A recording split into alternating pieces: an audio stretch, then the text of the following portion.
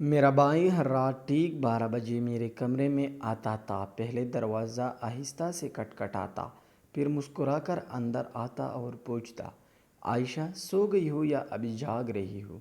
میں ہمیشہ ہنس کر کہتی، آپ کے آنے سے پہلے نیند کہاں آتی ہے بھائی۔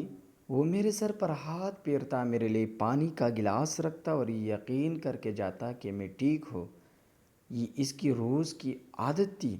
لیکن ایک رات 12 بجے دروازہ تو کھولا، مگر اس رات جو ہوا اس نے میری پوری زندگی بدل کر رکھ دی۔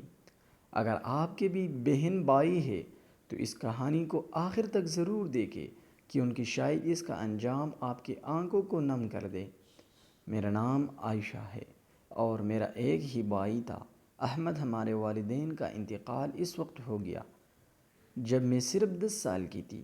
اس دن کے بعد احمد نے کبھی خود کو میرا بھائی نہیں کہا، بلکہ میرے لیے باپ، ماں، دوست اور محافظ سب کچھ بن گیا۔ اس نے اپنی پڑھائی ادھوری چھوڑ دی تاکہ میری تعلیم جاری رہ سکے۔ صبح سویرے مزدوری پر جاتا، شام کو تھکا ہارا واپس آتا، مگر میرے سامنے ہمیشہ مسکراتا رہتا۔ میں جب بھی اس سے پوچھتی، بھائی آپ اتنی محنت کیوں کرتے ہیں، تو وہ ہنس کر صرف ایک بات کہتا، جس دن تم اپنے پیروں پر کھڑی ہو جاؤ گی اس دن میری ساری تھکن ختم ہو جائے گی۔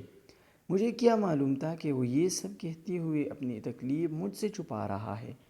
کچھ دنوں سے میں نے محسوس کیا کہ اس کی کھانسی بڑھتی جا رہی تھی، چہرہ پہلے جیسا نہیں رہا تھا، اور وہ اکثر رات کو خاموشی سے باہر جا کر کھانستے لگتا تھا تاکہ میری نیند خراب نہ ہو۔